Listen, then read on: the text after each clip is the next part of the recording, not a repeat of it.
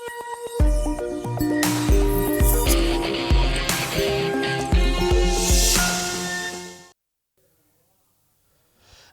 निर्वाचन महाउत्सवमा यहाँलाई हार्दिक स्वागत छ। हामी निरन्तर रूपमा देशभर जारी मतगणनाको ताजा अपडेट गरिराखेका छौं र रातको करिब 1:15 बजे यहाँको टेलिभिजन सेटमा हामी उपस्थित छौं र देशभरको ताजा स्थितिका विषयमा जानकारी गराइराखेका छौं। हामी अहिलेसम्मको ताजा स्थितिका विषयमा जानकारी गराउन चाहन्छौं। रातको 1:15 बजेसम्ममा देशभर जारी मतगणनाको कति स्थानको मतपरिणाम आयो यहाँलाई जानकारी गराउन चाहन्छौं। अहिलेसम्म 105 स्थानको अन्तिम मतपरिणाम आएको छ। 57 स्थानको मतगणना जारी रहेको छ र 165 वटा निर्वाचन मत क्षेत्रमध्ये अझै पनि 3 वटा निर्वाचन क्षेत्रको मतगणना सुरु हुन सकेको छैन र 105 वटा निर्वाचन क्षेत्रको अन्तिम मतपरिणाम आउँदै गर्दाखेरि र 57 स्थानको मतगणना जारी रहँदाखेरि हालसम्म कुन दलले कति स्थानमा अग्रता लिए र कुन दल कति स्थानमा विजयी भए त्यसको जानकारी गराउन चाहन्छौं हामी। नेपाली कांग्रेसले 37 स्थानमा जित हासिल गर्दा 15 स्थानमा अग्रता लिएको अवस्था छ यतिखेर। यसैगरी नेकपा एमाले 23 स्थानमा जित हासिल गर्दा 26 स्थानमा अग्रता लिएको अवस्था छ। यसैगरी माओवादी केन्द्र 10 स्थानमा विजयी हुँदा 6 स्थानमा उसले अग्रता लिएको छ। एकीकृत समाजवादी पार्टीले 10 स्थानमा जित हासिल गरेको छ। राष्ट्रिय स्वतन्त्र पार्टीले 7 स्थानमा जित हासिल गरेको छ भने 1 स्थानमा उसले अग्रता लिएको छ। राष्ट्रिय स्वतन्त्र पार्टीले काठमाडौँ जिल्लामा मात्रै 4 स्थानमा उसले जित हासिल गरेको छ भने यसैगरी उसले ललितपुर जिल्लामा 1 र चितवन जिल्लामा 2 वटा निर्वाचन क्षेत्रमा जित हासिल गरेको छ। यसरी उसले 7 वटा निर्वाचन क्षेत्रमा जित हासिल गरेको स्थिति रहेको छ र 1 स्थानमा उसले अग्रता लिइराखेको छ। राप्रपाले 4 स्थानमा अग्रता लिएको छ भने 4 स्थानमा जित हासिल गरेको छ भने 2 स्थानमा उसले अग्रता लिएको स्थिति छ। 4 स्थानमा जित हासिल गर्दै गर्दा राप्रपाका अध्यक्ष राजेन्द्र लिङदेनदेखि राप्रपाका महामन्त्री धवल शमशेर राणा, यसैगरी राप्रपा प्रवेश गरेका सामाजिक अभियन्ता ज्ञानेन्द्र साई लगायतका व्यक्तिहरू निर्वाचित भएको स्थिति छ। राप्रपाले 4 स्थानमा जित हासिल गरेको छ। 2 स्थानमा उसले अग्रता लिइराखेको स्थिति छ र जनता समाजवादी पार्टीले 2 स्थानमा जित हासिल गर्दा 4 स्थानमा अग्रता लिएको छ। जनता समाजवादी पार्टीका विषयमा केही बोल्नै पर्छ यतिखेर। जनता समाजवादी पार्टीका अध्यक्ष उपेन्द्र यादव पराजित भएका छन् सप्तरी क्षेत्र नम्बर 2 बाट र उपेन्द्र यादव तिनै व्यक्ति हुन् जसले हिजो मधेसमा एउटा ठूलो आन्दोलनको माहौल क्रिएट गरेका थिए र उनले मधेसमा एउटा ठूलो परिवर्तनका लागि मधेसका मसिया भनेर समेत चिनिन्छ उपेन्द्र यादवलाई। तर तिनी मधेसका मसिया भनेर चिनिएका उपेन्द्र यादव आज पराजित भएका छन् मधेसबाट। सप्तरी क्षेत्र नम्बर 2 बाट उपेन्द्र यादवलाई पराजित गर्दै सप्तरी क्षेत्र नम्बर 2 बाट उदाएका छन् जनमत पार्टीका अध्यक्ष सीके राउत। सीके राउत जो हिजो मधेसलाई छुट्टै देश बनाउनु पर्छ भन्दै आन्दोलन चर्काइरहेका थिए र उनी अन्ततः एउटा सहमतिमा आए र अहिलेको राजनीतिक प्रणालीमै समाहित भएर उनी निर्वाचन लडे र सप्तरी क्षेत्र नम्बर 2 बाट उनी विजयी भएका छन् जनमत पार्टीका अध्यक्ष सीके राउत। जसपा 2 स्थानमा विजयी भएको छ। 4 स्थानमा उसले अग्रता लिएको छ। लोकतान्त्रिक समाजवादी पार्टी महन्त ठाकुर नेतृत्वको यो पार्टीले 2 स्थानमा जित हासिल गर्दा 2 स्थानमा अग्रता लिएको छ। महन्त ठाकुर पनि मधेसका बादशाह भनेर चिनिन्छन् तर उनी पनि पराजय नजिक पुगेको स्थिति रहेको छ र यहाँलाई जानकारी गराउँ नागरिक उन्मुक्ति पार्टीको विषयमा। नागरिक उन्मुक्ति पार्टी नयाँ पार्टीका रूपमा उदाएको छ। नागरिक उन्मुक्ति पार्टी रेशम चौधरीको पार्टी हो। रेशम चौधरी टिकापुर हत्याकाण्डका विषयमा अदालतले दोषी ठहर गर्दै उनलाई कारागार चलान गरेको छ र उनी यतिखेर कारागारमा रहेका छन्। तर उनकै संरक्षणमा नागरिक उन्मुक्ति पार्टी गठन भएको छ र नागरिक उन्मुक्ति पार्टीले 2 स्थानमा जित हासिल गर्दा 1 स्थानमा अग्रता लिइराखेको स्थिति छ। स्वतन्त्र सहित अन्यले 8 स्थानमा जित हासिल गरेका छन्। यसरी हालसम्म 105 वटा निर्वाचन क्षेत्रको अन्तिम मतपरिणाम आएको छ। 57 स्थानको मतगणना जारी रहेको छ। 165 वटा निर्वाचन क्षेत्रमध्ये 3 वटा निर्वाचन क्षेत्रको मतगणना अझैसम्म सुरु हुन सकेको छैन र त्यसमध्ये एउटा निर्वाचन क्षेत्र स्याङ्जा क्षेत्र नम्बर 2 पनि हो जहाँ पद्मा अर्याल नेकपा एमालेकी सचिव र नेपाली कांग्रेसका उपसभापति धनराज गुरुङ प्रतिस्पर्धीका रूपमा रहेका छन्। सुरुदेखि नै विवाद देखिएको छ स्याङ्जाको सो क्षेत्रमा। हामीले यहाँलाई निरन्तर रूपमा जानकारी गरायौं। अब हामी यहाँलाई जानकारी गराउन चाहन्छौं यतिखेर देशभर समानुपातिकतर्फ कुन दलका उम्मेदवारले कति मत प्राप्त गरे भनेर। र समानुपातिक तर्फको मतगणनाको विषयमा जानकारी गराइसकेपछि हामी यहाँलाई जानकारी गराउनेछौँ कहाँ कुन दलका उम्मेदवारले कति मत पाए र सँगसँगै हामी चर्चा गर्नेछौँ अहिलेसम्म जुन खालको परिस्थिति देखिएको छ, जुन खालको परिवेश देखिएको छ, यसले के दर्शाउँछ, नेपालको राजनीति कतातिर जाने सङ्केतहरू देखिन्छ। हामी यसका विषयमा पनि केही चर्चा परिचर्चा गर्न चाहन्छौँ। राजनीतिक विश्लेषकहरूले राखेका धारणाहरूलाई यहाँमाझ हामी प्रस्तुत गर्न चाहन्छौँ। ती धारणाहरूका विषयमा एउटा आधार बनाएर हामी केही चर्चा गर्न चाहन्छौँ। यतिखेर भने समानुपातिकतर्फ कुन दलका उम्मेदवारले कति मत प्राप्त गरे हामी यहाँलाई जानकारी गराउँदैछौँ। रातको 1:18 जाँदाको ताजा अपडेट हो यो। यतिखेर नेकपा एमाले 8,25,257 मत प्राप्त गरेको छ। नेकपा एमाले समानुपातिकतर्फ भने नेपाली काङ्ग्रेसले 7,90,488 मत प्राप्त गरेको छ। समानुपातिकतर्फ नेकपा एमाले पहिलो दलका रूपमा अगाडि आइराखेको छ। समानुपातिक प्रणालीमा भने नेपाली काङ्ग्रेस दोस्रो स्थानमा रहेको छ। त्यसो त 2074 भने नेपाली काङ्ग्रेस पहिलो देखिएको थियो। र राष्ट्रिय स्वतन्त्र पार्टीका विषयमा चर्चा गरौँ। राष्ट्रिय स्वतन्त्र पार्टीले 3,90,791 मतसहित तेस्रो स्थानमा देखिएको छ। राष्ट्रिय स्वतन्त्र पार्टी करिब 7 महिना अघि मात्रै गठन भएको पार्टी हो। 7 महिना पनि अझै भएको छैन, करिब 5-6 महिना अघि गठन भएको पार्टी राष्ट्रिय स्वतन्त्र पार्टीले एकाएक राष्ट्रिय राजनीतिमा एउटा दर्बिलो प्रभाव छोडेको छ र उसले समानुपातिकतर्फ 3,90,791 मत प्राप्त गरेको छ हालसम्मको ताजा मत परिणाम अनुसार। र माओवादी केन्द्रले हालसम्म 3,70,525 मत प्राप्त गरेको छ। तेस्रो स्थानमा रहेको माओवादी केन्द्र चौथो स्थानमा झरेको छ यतिखेर। र राष्ट्रिय प्रजातन्त्र पार्टी 5औं स्थानमा देखिएको छ। उसले 2,07,417 मत प्राप्त गरेको स्थिति छ। जनता समाजवादी पार्टीले 1,07,213 मत प्राप्त गरेको छ। जनमत पार्टीले 64,268 मत प्राप्त गर्दा नागरिक उन्मुक्ति पार्टीले 59,890 मत प्राप्त गरेको छ। माओवादी एकीकृत समाजवादी पार्टी जो हिजोका दिनमा एमाले पार्टीबाट विभाजित भएर बनेको पार्टी हो। माधव कुमार नेपाल नेतृत्वको यो पार्टीले हालसम्म 56,076 मत प्राप्त गरेको छ। उसले प्राप्त गरेको यो मत परिणामले कतै एकीकृत समाजवादी पार्टी राष्ट्रिय दल नै नबन्ने हो कि भन्ने खालका आशंकाहरू पनि उब्जाएको छ। यद्यपि अन्तिम मत परिणाम आउन बाँकी छ, मतगणना कार्य जारी छ। अन्तिम मत परिणाम आएपछि बल्ल भन्न सकिनेछ कुन दलको हैसियत के हुनेछ, कुन दलले कुन हैसियत प्राप्त गर्छन्। समानुपातिक प्रणालीतर्फ 110 सिट रहेको छ र 110 सिटमा कुन दलले कति सिट प्राप्त गर्छन् त्यो उनीहरूले प्राप्त गर्ने सिटका आधारमा पनि हैसियत देखिनेछ। समानुपातिक निर्वाचन प्रणालीमा दलहरूले जति मत प्राप्त गर्छन् त्यो दलको लोकप्रियता पनि हेरिन्छ। खास गरी समानुपातिकमा पाएको मतलाई दलको लोकप्रिय मत भनेर समेत चिनिन्छ। त्यो दल कति लोकप्रिय छ जनतामाझ भनेर समेत एउटा जाँचिने आधार हो समानुपातिक निर्वाचन प्रणाली।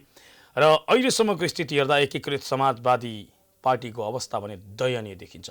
प्रत्यक्षतर्फ उसले अहिलेसम्म 10वटा निर्वाचन क्षेत्रमा जित हात पारेको छ। समानुपातिकतर्फ भने उसको स्थिति कमजोर देखिन्छ।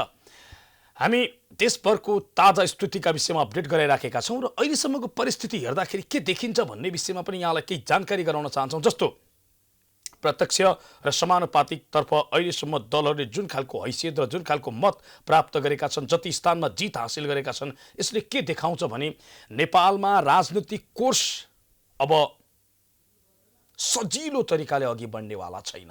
राजनीतिक कोर्समा एउटा फरक खालको परिस्थितिहरू देखा पर्नेवाला छ। अर्थात् यहाँ सहज ढङ्गले सरकार बन्ने परिस्थिति देखिँदैन। सरकार बनिहाले पनि लामो समय टिक्ने स्थिति देखिँदैन, किनकि कुनै पनि दलले बहुमत प्राप्त गरेका छैनन् नै। कुनै पनि दलको नेतृत्वमा बनेको गठबन्धनले समेत बहुमत प्राप्त गरेको स्थिति छैन। यसकारण नेपालको राजनीति फेरि पनि अस्थिर हुने खालका आशंकाहरू पैदा गरेको छ अहिलेको मत परिणामले। यद्यपि नेपालमा राजनीतिक स्थायित्वको प्रयत्न भइराखेको छ र हामी देशभरबाट हाम्रा संवाददाताहरूसँग जिल्ला जिल्लामा रहेका हाम्रा संवाददाताहरूबाट त्यहाँको प्रत्यक्ष जानकारी लिइराखेका छौँ। र यतिखेर रातको झन्डै 1:30 बजे हाम्रा संवाददाता विकल रेग्मी हुनुहुन्छ प्रत्यक्ष टेलिफोन सम्पर्कमा। विकलजी सुनसरीको ताजा स्थिति के छ जानकारी गराइदिनुहोस् न। सुनसरीमा हेर्ने भने सुनसरीमा 4वटा क्षेत्र मध्ये अहिले सुनसरी क्षेत्र नम्बर 1 मा राष्ट्रिय स्वतन्त्र पार्टीको अग्रता कायम रहेको छ। त्यसको उम्मेदवार गोमा तामाङले अग्रता कायम गर्नुभएको छ भने दोस्रो स्थानमा अशोक कुमार राई दोस्रो स्थानमा रहनुभएको छ भने तेस्रो स्थानमा मुक्साहाङ सुब्बा रहनुभएको छ। यहाँ निरन्तर पहिलो चरणमा राप्रपाका उम्मेदवारले अग्रता कायम गर्नुभएको छ भने दोस्रो चरणमा मुक्साहाङ सुब्बाले अग्रता कायम गर्दै हुनुहुन्छ र तेस्रो चरणमा फेरि राष्ट्रिय जसपाका अशोक कुमार राईले अग्रता कायम गर्नुभएको थियो र फेरि पनि चौथो क्रममा भने गोमा तामाङले अग्रता कायम गर्नुभएको छ। यो यहाँ संसदीय क्षेत्र नम्बर 1 मा हेर्ने हो भने क्रम भङ्ग भइरहेको छ। यहाँ पटक पटक कोही अगाडि आउने र कोही पछाडि जाने क्रम चलिरहेको छ भने यहाँ मतान्तर पनि निकै झिनो मतान्तरले उम्मेदवारहरूको अगाडि पछाडि रहेको अवस्था छ। त्यसै गरी संसदीय क्षेत्र नम्बर 2 मा हेर्ने भने सुरुवाती चरणदेखि नै अग्रता लिएको राष्ट्रिय स्वतन्त्र पार्टीका उम्मेदवार लाल विक्रम थापा यतिखेर पछाडि परेका छन्। उनलाई पछि पार्दै नेकपा एमालेका उम्मेदवार भीमप्रसाद आचार्यले अग्रता लिएका छन्। भीमप्रसाद आचार्यले पहिलो स्थान अहिलेसम्मको मतको आधारमा उनी अग्लो स्थानमा छन् भने दोस्रो स्थानमा राष्ट्रिय स्वतन्त्र पार्टीका उम्मेदवार लाल विक्रम थापा दोस्रो स्थानमा छन् भने सीताराम मेहता नेपाली काङ्ग्रेसका उम्मेदवार तेस्रो स्थानमा रहेका छन्। र त्यसै गरी संसदीय क्षेत्र नम्बर 4 मा अहिले हेर्ने भने नेकपा एमालेका उम्मेदवार जगदीश प्रसाद सुसेतले अग्रता कायम गरेका छन् भने ज्ञानेन्द्र बहादुर कार्कीले उनलाई पछ्याइरहेका छन्। विरोधी विशेष गरी हेर्ने भने संसदीय क्षेत्र नम्बर 3 बाट एउटा अपुष्ट समाचार भर्खरै मात्र प्राप्त भएको छ। त्यहाँनिर अहिले केही प्राविधिक कारण र विवादको कारण चाहिँ मतगणना स्थगित भएको भनेर समाचार प्राप्त भएको छ। संसदीय क्षेत्र नम्बर 4 को विषयमा यहाँले भन्नुभयो यो अहिले पछिल्लो तथ्याङ्क अहिले जुन मतगणनामा विवाद भएको विषय भने संसदीय क्षेत्र नम्बर 3 को अवस्था हो धीरजजी। संसदीय क्षेत्र नम्बर 3 जहाँबाट विजय कुमार गच्छेदार उम्मेदवार रहेका थिए, नेपाली काङ्ग्रेसका प्रभावशाली नेता भनेर चिनिन्छ। पक्कै पनि धीरजजी संसदीय क्षेत्र नम्बर 3 मा नेपाली काङ्ग्रेसका प्रभावशाली नेताका रूपमा चिनिएका विजय कुमार गच्छेदार र भगवती चौधरी त्यस क्षेत्रमा अहिले दर्बिलो उम्मेदवारको रूपमा रहनुहुन्छ। तर अहिले पछिल्लो समय हेर्ने भने भगवती चौधरीको अग्रता कायम छ भने दोस्रो स्थानमा राष्ट्रिय स्वतन्त्र पार्टीका कमलबाबु भैनाले दोस्रो स्थानमा रहनु भएको छ भने तेस्रो स्थानमा मात्र विजय कुमार गच्छेदार हुनुहुन्छ। तथापि विजय कुमार गच्छेदार मतगणना परिसरभित्र प्रवेश गरिसके पछाडि त्यहाँ केही विवाद भएको थियो र त्यही विवादको कारण चाहिँ मतगणना स्थगित भएको भन्ने समाचार हामीले खबर त्यहाँबाट प्राप्त गरेका छौँ धीरजी। र यस विषयमा हामीले त्यहाँ रहेका विभिन्न दलका प्रतिनिधिहरूसँग पनि बुझ्ने प्रयास गरेका थियौँ। उहाँहरू पनि हल्ला र हो हल्लाको कारण वास्तविक कुरा के हो अहिले आउन सकेको छैन। तथापि हामी यो त्यहाँ के भइरहेको छ त्यो हामी आम दर्शकलाई जानकारी दिने नै छौँ धीरजी। अहिले त्यहाँ किनकि संसदीय क्षेत्र नम्बर 3 योभन्दा अगाडि पनि संवेदनशील क्षेत्रको रूपमा रहेको थियो र विवाद हुँदै आएको थियो। योभन्दा अगाडिको निर्वाचनमा पनि यसपटक पनि त्यस्तै विवाद हुने सम्भावना देखेकोले विशेष सुरक्षाको साथ पनि हेरेको अवस्था छ धीरजी। जस्तो त्यहाँको समानुपातिक तर्फको ताजा अपडेट गराइदिनुहोस् न। समानुपातिक तर्फ कुन दलले अग्रता लिएको स्थिति छ सुनसरीमा? पक्कै पनि सुनसरीमा समानुपातिक तर्फ अहिले पछिल्लो चरणमा हेर्ने हो भने नेकपा एमाले अग्रता लिएको छ भने दोस्रो स्थानमा काङ्ग्रेस रहेको अवस्था छ धीरजी। हस् विकलजी, जानकारीका लागि यहाँलाई धेरै धेरै धन्यवाद। उहाँ हुनुहुन्थ्यो हाम्रा संवाददाता विकल रेग्मी। सुनसरीको ताजा स्थितिका विषयमा हामीलाई जानकारी गराउँदै हुनुहुन्थ्यो।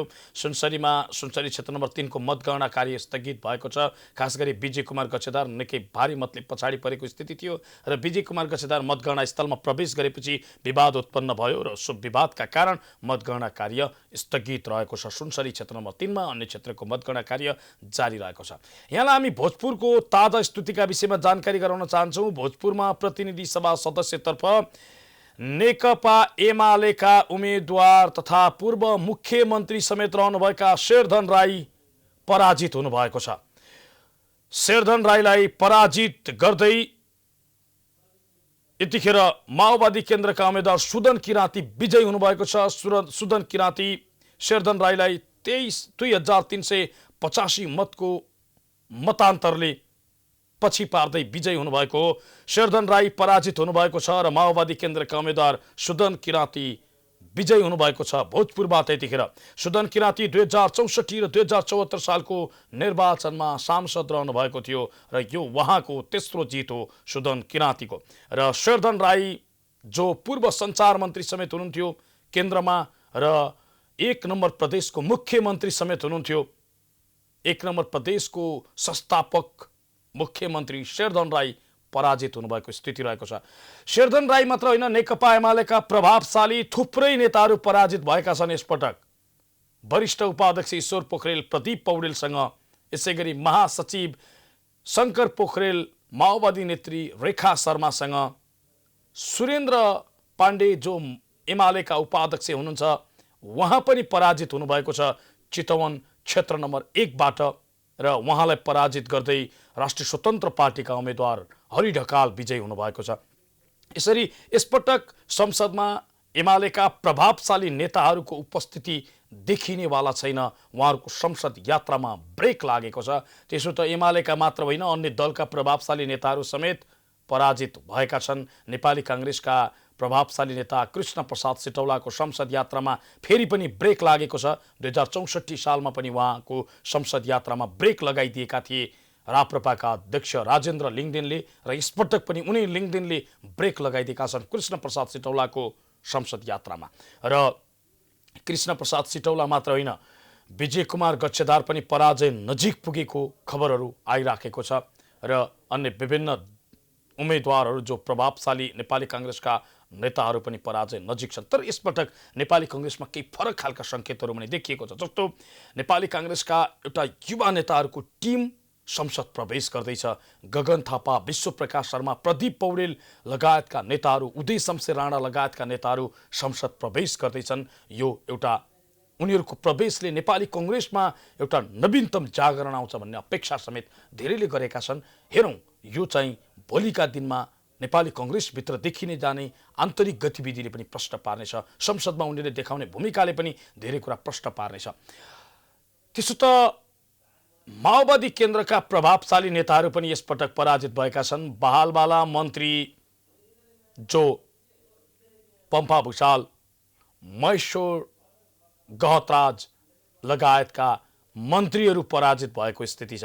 पूर्व सभामुख अन्सरी घरती पनि पराजित भएको स्थिति छ। माओवादी केन्द्रका महासचिव देव गुरुङ समेत पराजित भएको स्थिति छ।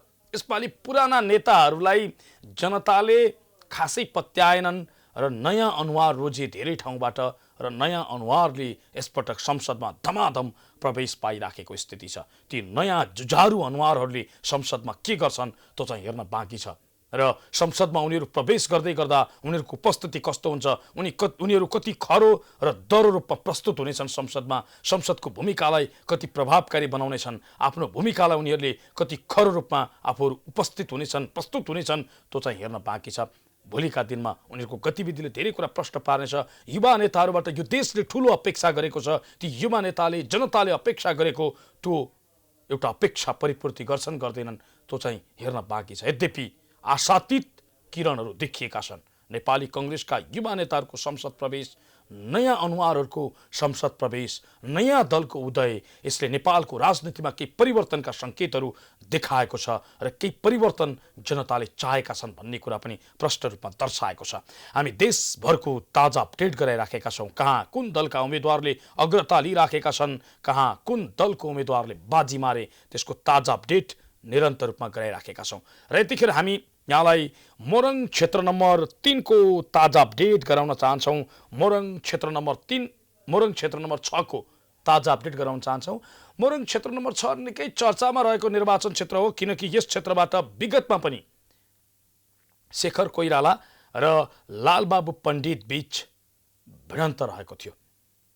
शेखर कोइराला र लालबाबु पण्डित यसपटक पनि पुनः मैदानमा उत्रिएका छन् र दुई मध्ये कसले बाजी मार्छन् त्यो आम जनताका लागि चासोको विषय बनेको छ। किनकि 2074 को निर्वाचनमा लालबाबु पण्डितले बाजी मारेका थिए। यसपटकको निर्वाचनमा कसले बाजी मार्छन् त्यो अन्तिम मत परिणाम आउँदा भन्न सकिन्छ। तर अहिलेसम्मको परिस्थिति हेर्दा झन्डै शेखर कोइराला विजय नजिक रहेका छन्। शेखर कोइरालाले यतिखेरसम्ममा यो ताजा अपडेट गराउँदैछौँ हामी रातको 1:30 बजे। यतिखेरको ताजा अपडेट अनुसार मोरङ क्षेत्र नम्बर 6 बाट शेखर कोइरालाले 30,815 मत प्राप्त गर्दा नेकपा एमालेका उम्मेदवार लालबाबु पण्डितले 20,144 मत प्राप्त गरेका छन्।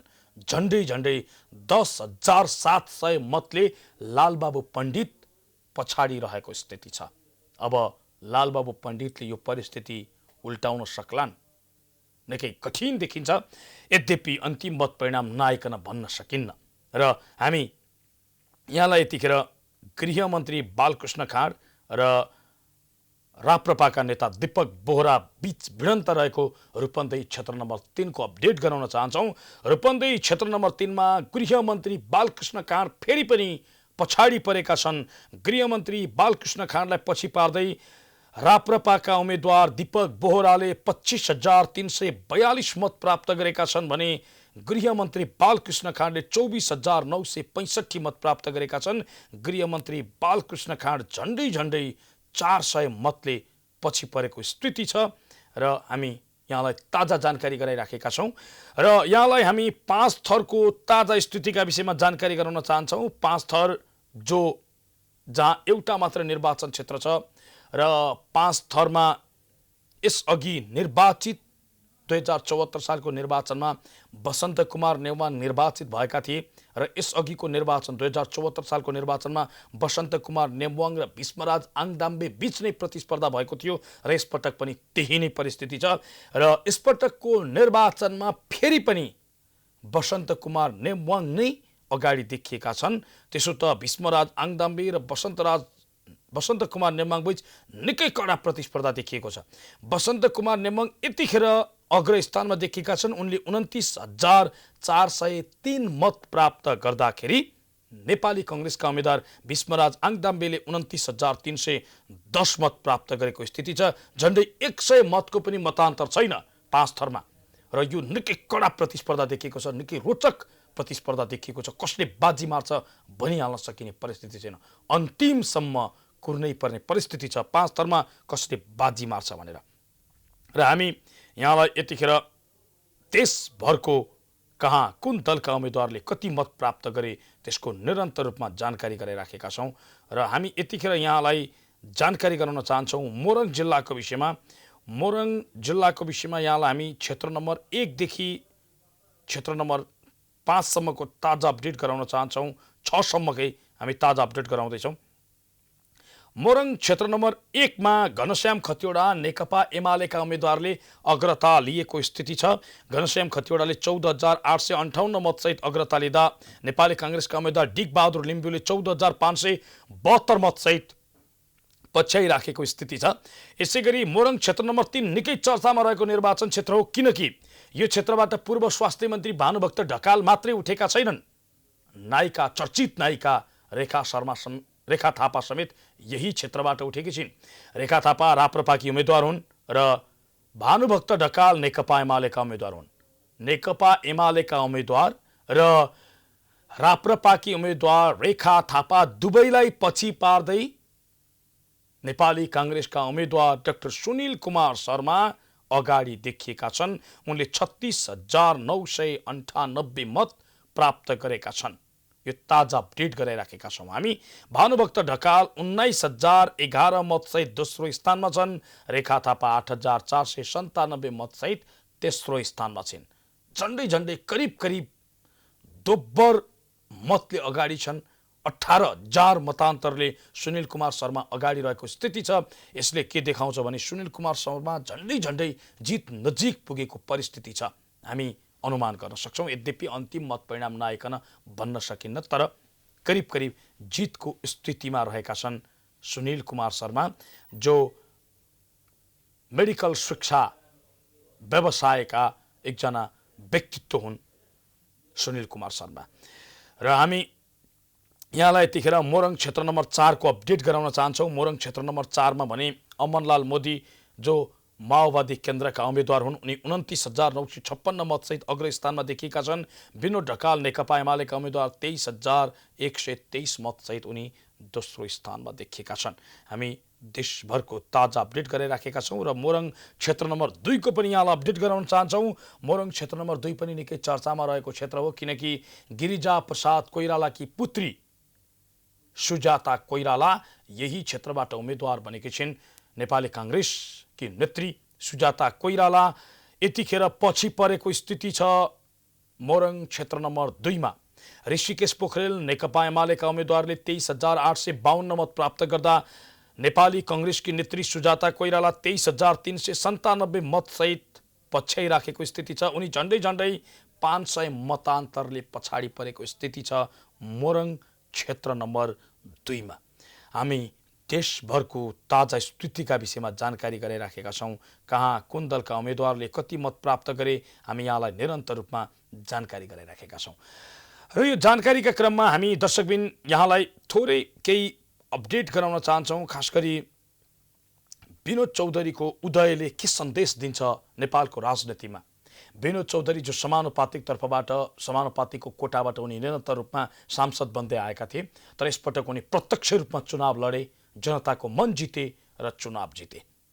उनको उदयले के सन्देश दिन्छ नेपालको राजनीतिमा? के विनोद चौधरी जस्ता उद्योगपतिहरू यो देशको राजनीतिमा हाबी हुँदै गर्दाखेरि त्यसले नेपालको राजनीतिलाई साँच्चै फाइदा पुग्छ कि नेपालको राजनीति केही उद्योगीहरूको दबदबामा फस्न सक्छ?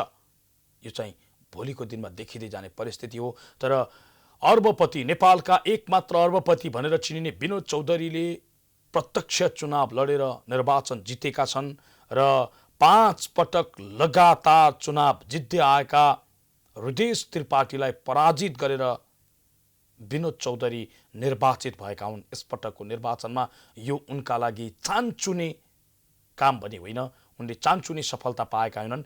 एउटा ठुलो सफलताका रूपमा लिन सकिन्छ विनोद चौधरीको एउटा जुन खालको सफलता छ, यसले फरक खालको सन्देश पनि दिन्छ नेपाली राजनीतिमा। तर विनोद चौधरी उद्योगपति, अर्बपति विनोद चौधरी निर्वाचित हुँदै गर्दा अर्का उद्योगी व्यवसायी उमेश श्रेष्ठ भने पराजित भएका छन् र उमेश श्रेष्ठलाई पराजित गर्ने चाहिँ राष्ट्रिय स्वतन्त्र पार्टीका उम्मेदवार, राष्ट्रिय स्वतन्त्र पार्टीका सभापति रवि लामिछाने हुन्। रवि लामिछानेले अर्का उद्योगपति, अर्का व्यापारी, अर्का व्यवसायी उमेश श्रेष्ठलाई पराजित गरेका छन् चितवन क्षेत्र नम्बर 2 बाट।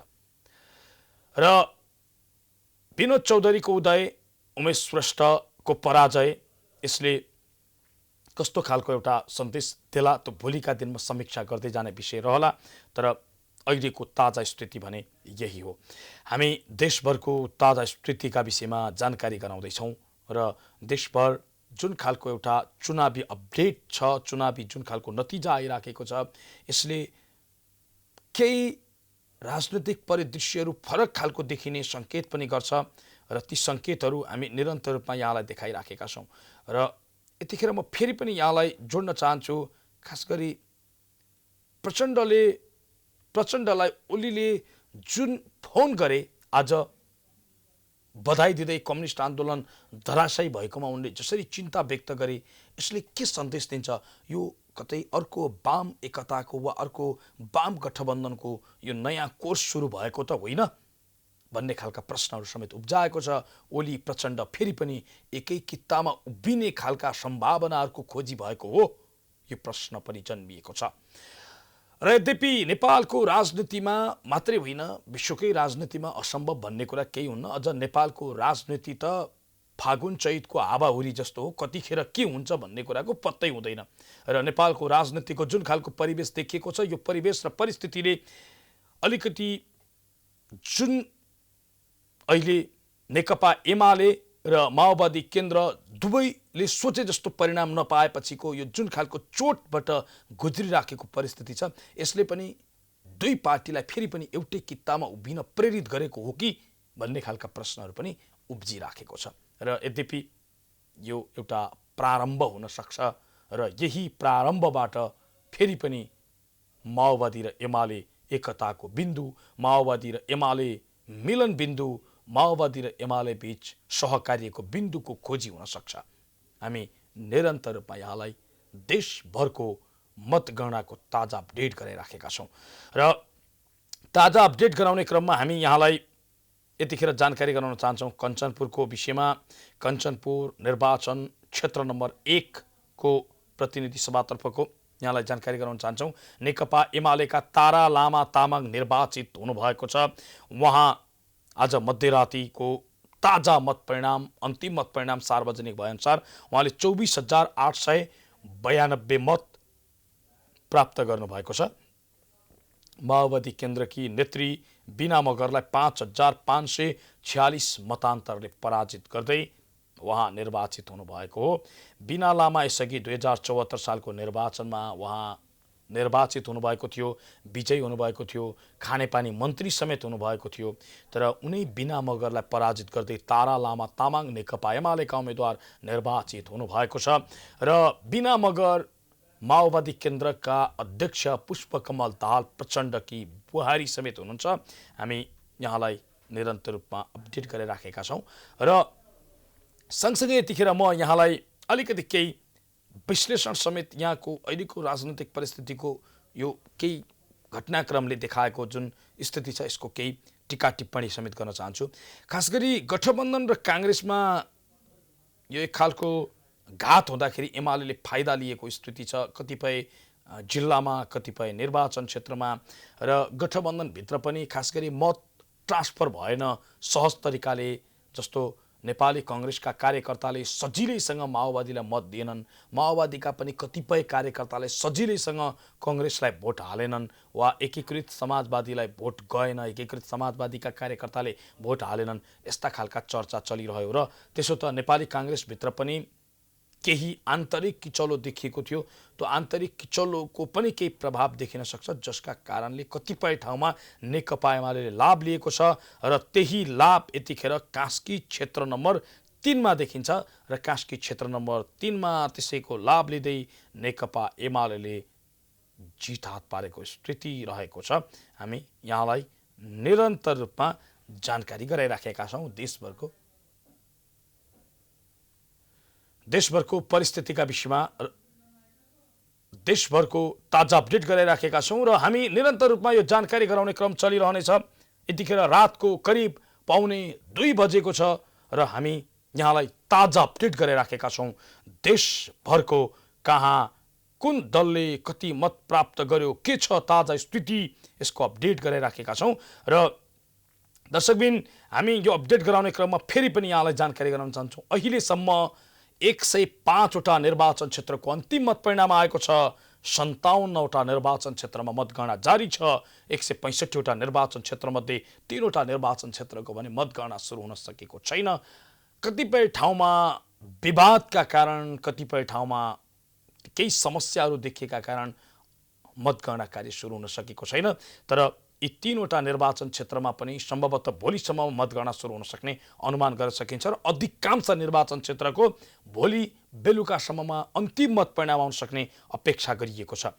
र हामीले यहाँलाई प्रतिनिधि सभातर्फको अपडेट गराउँदै गर्दा प्रदेश सभातर्फको पनि हामी यहाँलाई अपडेट गराउन चाहन्छौँ। यतिखेर प्रदेश सभाको ताजा अपडेट गराउँदैछौँ। मङ्सिर 4 गते प्रतिनिधि सभा र प्रदेश सभाको निर्वाचन एकै चरणमा भएको थियो। र प्रदेश सभाको ताजा अपडेट गराउन चाहन्छु यहाँलाई। प्रदेश सभामा 330 वटा निर्वाचन क्षेत्र रहेकोमा अहिलेसम्मको ताजा मत परिणाम अनुसार नेपाली काङ्ग्रेसले 79 स्थानमा जित हासिल गर्दा 25 स्थानमा उसले अग्रता लिएको छ। नेकपा एमाले 58 स्थानमा जित हासिल गर्दा 33 स्थानमा अग्रता लिएको छ। माओवादी केन्द्रले 38 स्थानमा जित हासिल गर्दा 11 स्थानमा उसले अग्रता लिएको स्थिति छ। स्वतन्त्र उम्मेद्वारहरूले 8 स्थानमा जित हासिल गर्दा उनीहरूले 4 स्थानमा अग्रता लिएको स्थिति छ। लोकतान्त्रिक समाजवादी पार्टी नेपाल लोसपाले 7 स्थानमा जित हासिल गर्दा 2 स्थानमा उसले अग्रता लिएको स्थिति छ। राष्ट्रिय प्रजातन्त्र पार्टीले 6 स्थानमा जित हासिल गरेको छ, 6 स्थानमा अग्रता लिएको छ प्रदेशतर्फ। यसैगरी जनता समाजवादी पार्टीले 6 स्थानमा जित हासिल गर्दा 5 स्थानमा उसले अग्रता लिएको स्थिति छ। जनमत पार्टीले पनि 6 स्थानमा जित हासिल गर्दा 1 स्थानमा उसले अग्रता लिएको छ। नागरिक उन्मुक्ति पार्टीले 4 स्थानमा जित हासिल गर्दा 1 स्थानमा उसले अग्रता लिएको छ। नेपाल मजदुर किसान पार्टीले पनि 1 स्थानमा अग्रता लिएको अवस्था छ। यो प्रदेशतर्फको ताजा जानकारी गरायौँ हामीले र देशभरको ताजा अपडेट गराइराखेका छौँ। देशभर एउटा यो चुनाव भनेको खास गरी लोकतन्त्रको एउटा ठुलो हतियार, अझ भनौँ लोकतन्त्र यो देशमा छ भनेर लोकतन्त्रलाई जीवित गराउने सबैभन्दा ठुलो अस्त्र हो। र चुनाव यस्तो अवसर पनि हो जहाँ जनताले आफूलाई मन परेको उम्मेदवार मात्र छान्ने छैनन्, मन परेको शासन ल्याउनका लागि उनीहरूले प्रेरित गर्ने काम पनि गर्छन्। जस्तो नेपालको संविधानले के भन्छ भने 2/3 मत ल्याएर नेपालको संविधान सहज रूपमा संशोधन गरेर यहाँ त्यो संविधान बमोजिम संविधान संशोधन गरेर जुनसुकै खालका उसले सहज रूपमा आफ्ना काम गर्ने परिस्थिति छ। यसको अर्थ के हो भने नेपालमा यो खालको यति फ्लेक्जिबल, अझ भनौँ यति खुकुलो र यति सहज खालको संविधान बिरलै देशमा प्राप्त गर्न सकिन्छ। यो संविधानले नेपालमा एउटा संविधान प्राप्त भएसँग एउटा ठुलो अवसर र नेपालमा अब राजनीतिक अस्थिरताको अन्त्य गर्दै विकास र समृद्धिको बाटोको यात्रा तय गर्छ भन्ने धेरैको अनुमान, त्यो अनुमानलाई यो संविधानले साकार बनाउँछ भन्ने विश्वास धेरैको रहेको थियो।